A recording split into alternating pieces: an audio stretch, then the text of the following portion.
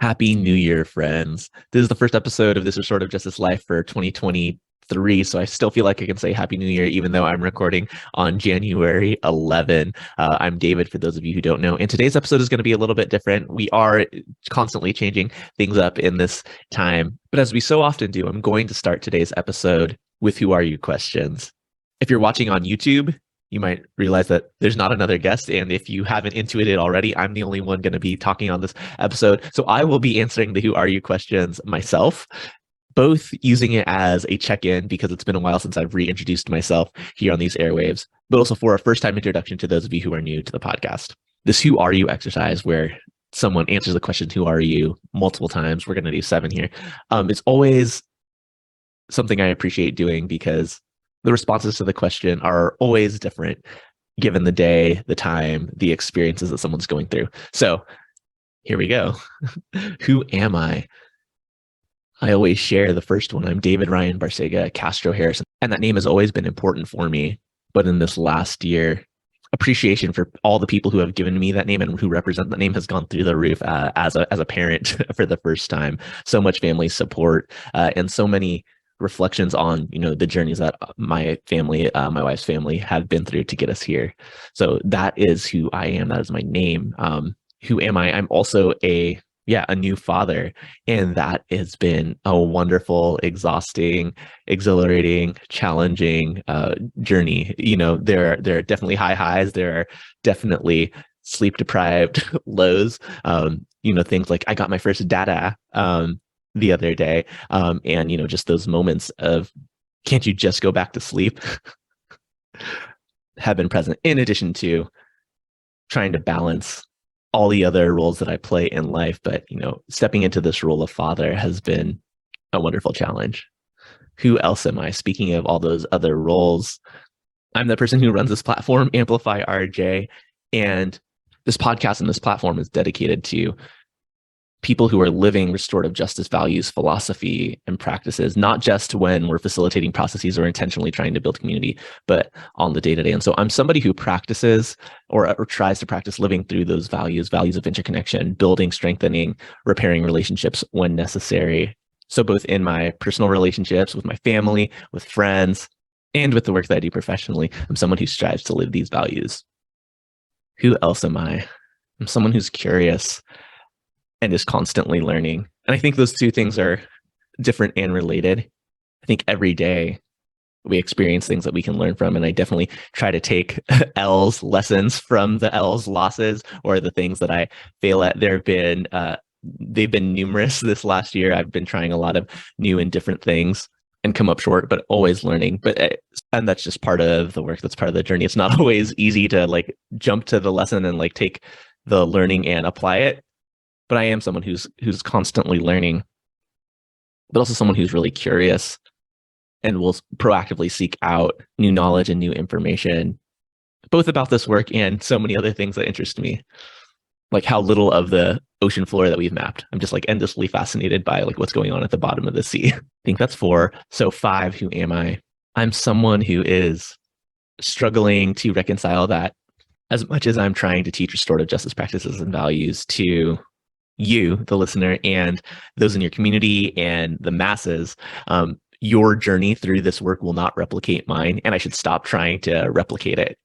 It's impossible for a number of reasons, but I think I'm growing into someone who strongly believes in their worldview and their experience, but is learning to be more open, inviting, and accepting of the views and experiences of others, and adapting these principles and values to that is the challenge of this work. Let's make these last 2 a little bit more fun. Who else am I? I am somebody who listens to podcasts almost constantly. I'm one of those sickos who listen sometimes at 2.5 or 3 times speed. You can do it. You can train yourselves. You can get through that content. Whether or not I retain a lot of the information, that remains to be seen. So many of the podcasts that I listen to are about the day-to-day goings on of the National Basketball Association, the NBA. So it's not super important information. It's entertainment. But I'm someone who's endlessly fascinated by this medium and getting these conversations. And, that's why I do this. That's why this project exists, because, I've benefited for so many conversations, not just about basketball, but about so many other topics. And so I'm hopeful that this specific platform can be a additive piece to your life. And finally, who am I? on this Wednesday, January 11 at 8 something a.m. I'm someone who's happily caffeinated by Mount Hagen coffee. It's instant coffee. The best instant coffee that I've ever had, and hopefully one day they'll be a sponsor of this podcast. Of course, there's so much more to who I am, and over the course of the 100 plus podcast episodes in this feed, and all those to come, and other ways that you can engage in Amplify RJ's work, you can get to know you can get to know a little bit more about me. But right now, for the bulk of this podcast, I want to share 3 of the biggest lessons that I learned about restorative justice in 2022 and the intentions that I'm carrying into 2023. So let's roll. Number 1, perfectionism is the enemy. A lot of the work of Amplify RJ is built around restorative justice as an opposition to white supremacy culture. You can go back and listen to my conversations with Tema Okun. I think there are 2 in this podcast feed. Or, of course, you can go and seek out our intro to RJ courses to get a more in-depth breakdown. But one of the characteristics of white supremacy that she talks about is perfectionism. And as someone who is the son of 2 high-achieving people, one of them being a teacher, also being a second-generation American, the ideas of high achievement and getting things right have always been important to me. In many aspects of my life, I've been able to shift from perfection to excellence and doing your best. But when it comes to work about restorative justice that I've seen get misinterpreted and corrupted and malpracticed so many times, I get really cautious about how I'm messaging things and how people will receive things. And I need to reconcile with the reality that no matter how I articulate things, even with the best intentions, there's always going to be room for that misinterpretation or the misuse and that mispractice. And in order to actually put something out there and not be paralyzed in the over-analysis of like, oh, but it's going to fall short this way, or this person, this specific audience isn't going to click with this specific framing, it's just going to prevent me from doing the work. And it has so many times over the last year. I get somewhere between 30 and 70% of the way through creating a thing and then get tripped up by the what about these other perspectives that people might have, and then never put the thing out, never make the offering. Even as somebody who has the mindset, the skills, the ability to have the conversations to clarify, I still don't want to cause the conflict, harm that comes from misinterpretation in the first place. There's also a piece of it that I think isn't necessarily perfectionism, but is comparing myself to the work of others that prevents me from doing this work or putting out work where I don't think that what I have is good enough or will be as effective, or will contribute more to. And that's just something that both as someone who is in some ways a professional content creator and somebody who just in day-to-day life is using their voice, I need to get over.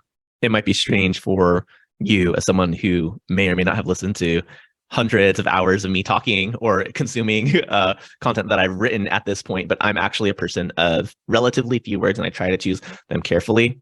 And I'm not saying all of that is due to perfectionism.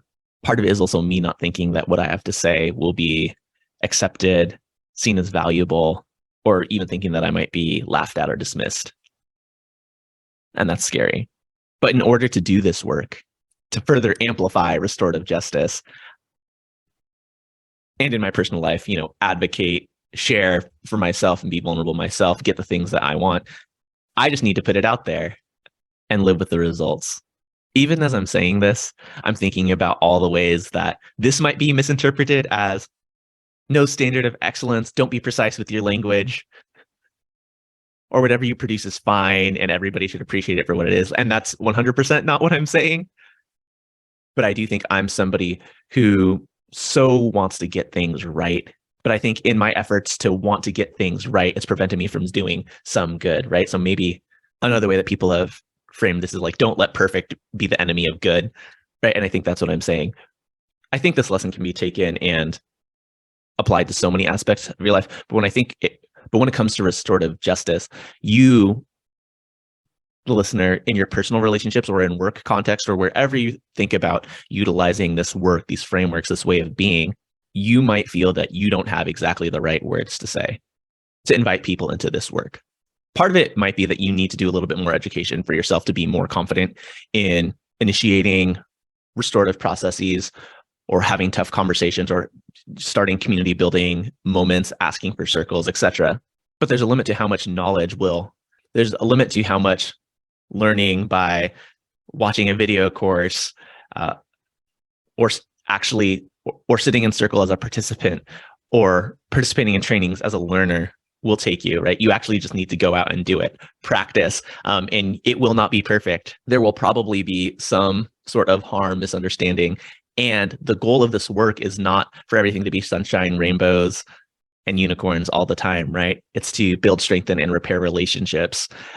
It's not a journey without its stumbles and pitfalls, but if you never start, you'll never get to where you want to go. So whether it's with restorative justice or something else in your life, my question to you is, how is perfectionism getting in the way of you achieving your goals?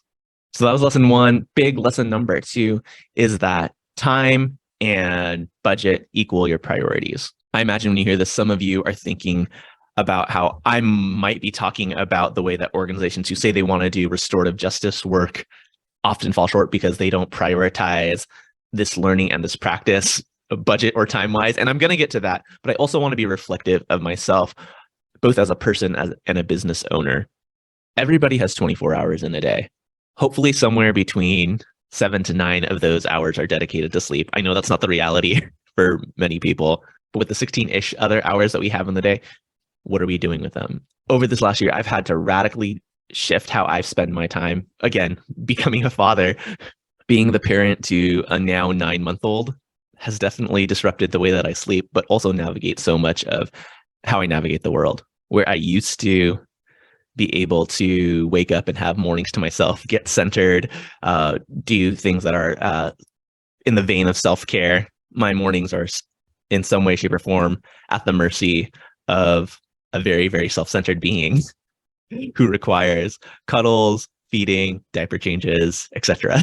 I'm someone who had to go from getting Amplify RJ work in whenever I felt like it during the day to someone who has to do this work within a certain amount of time. In some ways, that's great because it's helping me get more systematized, but that's not historically how I have done this work, so much of which is creative. And so with that systemization comes time allocation. It's easy for me to get caught up in doing the things that are fun, creative, and easy, and harder to do some of the more structural, organizational aspects of running a business that need to get done if I'm trying to reach the goals that I'm trying to reach. Making time for sleep, making time for family, while balancing doing this work is always going to be a challenge. But even within the hours that I allocate for myself to do this work, allocating both time and financial resources, mostly people that I am working in collaboration with, most effectively is super important. And that's something that I'm still trying to manage to optimize how we, quote, amplify, unquote, RJ. But there's also a piece of this time and budget equal your priorities lesson that comes from the work that I've done with folks in schools and organizations, or rather reflective of work that hasn't gotten done with those schools and organizations, right? We are working at AmplifyRJ, we are working with a handful of schools and organizations to help train up their staff to be able to engage in restorative practices that manifest in us facilitating conversations. It also looks like us strategically planning with leaders. It also looks like us doing staff development and training. But none of these organizations exist with the sole purpose of being bastions of restorative justice practice, right? And so how they allocate time and resources to this often inhibits the speed or the effectiveness at which this work is implemented and embedded into their culture. I'm so grateful for school leaders or organizational leaders who will invest the money, of course, but more so the time to both participate as leaders and give time for their staff to participate in the learning and in the practice. Because it's one thing to say that you value these things, but having ideals does not equal execution of those values and those practices. It's so easy to default to the things that are easy for us, that are habits for us. And in order to get different results from what you've habitually done, you need to build different habits. That often means allocating time for activities that you haven't historically done. That doesn't mean adding time to the day. That means taking time away from other activities that were being done to add this time in for learning and practice. There's no one right way to do this work. Everyone's on their own journey with this work. We don't all start in the same place. We're not all actually trying to get to the same place, but there is not one right way to do this. And there's no one time frame to get this done. Living this restorative justice life is lifelong work. And while there is a sense of urgency to make the changes immediately, we also have to do it in a way that's sustainable. So as you're thinking about your goals and things you want to accomplish this year, restorative justice related or not, I want to invite you to think about the time and resources you're going to actually allocate to make sure that you have space to achieve those things. Third and final thing for now that I learned from 2022 about doing this work, about being a person living this restorative justice life, is to celebrate the wins. I don't know what perception you have of David the person, but if you're someone who has spent any amount of time with me in my personal life, you'll know that I'm not a very big celebrator. Holidays, birthdays, or really even accomplishments. I know it comes in some way, shape, or form from my mom. And of course, there are other factors that contribute to this. But when it comes to accomplishing things, I'm very much of the mindset like, well, I did this work. I get these results. Of course, that's what's happened. Let's move on and do the next thing. I'm often more than willing to spend time being critical of the things that could have gone better or the things that went wrong and correcting them for the next time. But I'm very slow to take a moment to stop and appreciate the work that's been done and celebrate. And I don't think that's inherently wrong, but I do know that at some point it's exhausting and it's a road to burnout. Appreciating yourself and appreciating people around you for the things that you've done together is really important. It's a relationship building moment. And if those things don't get acknowledged or ignored, people or yourself, people will feel unappreciated, or you yourself might not continue to find value in the things that you do. So I'm going to take this moment to celebrate with you some of the things that I've done with Amplify RJ over this last year. And I'm going to challenge myself not to caveat any of them. Here we go. One is that Amplify RJ still exists as a business. And I'm already breaking the caveat thing again, but running a business is hard. Building systems and structures to sustain your life without employment is difficult. We're definitely not where I want to be. There's still so much more work that we have to do, but I have to celebrate the fact that through my efforts and the collaboration of others, Amplify RJ exists and has been the primary source of income for Team Castro-Harris. So low bar, arguably, but it's still something that I need to continue to acknowledge myself for and to celebrate. Two, let's celebrate this podcast. This restorative justice life still exists. I believe this is episode 107. So many podcasts flame out after just their first episode. Lots of other podcasts don't make it a year. We've passed to hundreds of you download every episode. I don't know how many of that equates to you listening all the way through. And I imagine if you're gotten this far in the podcast, you're one of those people. And so I thank you. Please leave a rating or review on Spotify or iTunes, subscribe to us on YouTube, and share with a friend, et cetera, et cetera, et cetera. But we had almost 50,000 people download this podcast in 2022. And while I don't know the impact that it's had and will have, knowing that listeners from all 6 continents have engaged in this work is something really cool and exciting. So special shout out to all the people who have been guests, but more big ups to the people behind the scenes who make this happen, Elise for so much of this year and Paolo now. Celebration number 3. Again, it's hard to quantify the impact of this. Dang, I'm really doing terribly with those caveats, but I'm going to keep going.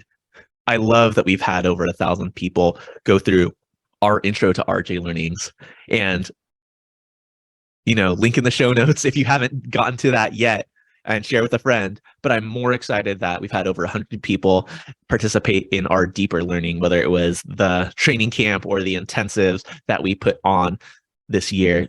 There have been so many great conversations and learning moments facilitated by Demointe and myself over the last year. And it's hard to recall all of them. Sometimes I wish we were just recording everything and airing them, and we don't for confidentiality, but there have just been so many aha moments. And, in the midst of all the logistics and the creativity and all the behind the scenes things that it take to actually get people into a space where we're facilitating and learning together, it's hard to just celebrate those moments. But I was reminded even last week when I was back in person at a school facilitating around restorative communication and this process, right?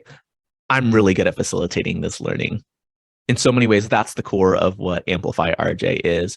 Me taking all the things that I've learned from Cheryl, Pam, Aura, Anna, Miguel, Tomas, and Miriam, and so many other people along the way, and synthesizing it into ways that are accessible and digestible for folks, so we can build a more just and equitable world. We can build and strengthen relationships. We can repair relationships when that happens. It's not that most people, I would say across the world, haven't thought about how to address conflict and harm in a restorative way. It's that Amplify RJ, when we create these spaces, we are providing information that is either new to you or reminding you of things that you've already known or you have ancestrally known, and then providing a space for reflection and practice that will allow you to go out and be those ways in the world.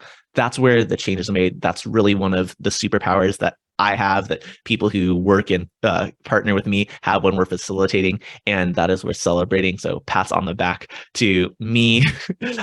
Big ups to Demoite, who's done a ton of that work for us this year. And of course, big ups to everyone who has either invited us into their workplaces or who have opted in on an individual level into participating in this learning to help us build this more just, equitable world for us now and for future generations. And that brings me to the last thing that I want to celebrate, and that is you, the listener, this community, everyone who follows us on social media, whether that's TikTok, YouTube, Facebook, Twitter, Instagram, of course, where this all started, or this podcast. Not going to lie, it's nice to see the numbers, the likes, the reshares, the comments, and all that. But what's more important to me is that the learning is happening, that y'all are out there doing the work. Y'all are out there being this way, moment to moment, in your day-to-day interactions with people who you are in community with, whether it's people at work, people within the context of your family relationships, friends, or in activist communities that you participate in. I've heard so many reflections from folks about how this has been helpful for you to have tough conversations, helpful for the way that you even start relationships, the way that you structure your classes, the way that you structure team meetings, the way that you have conversations with your partners and children. In this new year, we're going to have so many more opportunities for you to connect with each other and to engage in deeper learning and amplify this work by inviting more folks into this. And so I want to wrap up this podcast, this video, for those of you who are watching on YouTube, with a sincere thank you, thank you, thank you, and an invitation, as always, to, of course, like, share, review, subscribe, follow, all those things, but more importantly, amplify, have these conversations with people in your life. You know, we have resources for you to invite people into community and workshops, of course, linked in the show notes, but I'm only one person. There are over 8 billion people now on this earth who need to know how to value our interconnection, build, strengthen, and repair relationships. And we do this work one person at a time. So thank you so much. So take a moment to celebrate yourselves, and let's continue this work. Have a great 2023. We'll be back with another episode of Someone Living This Restorative Justice Life next week. Till then, take care.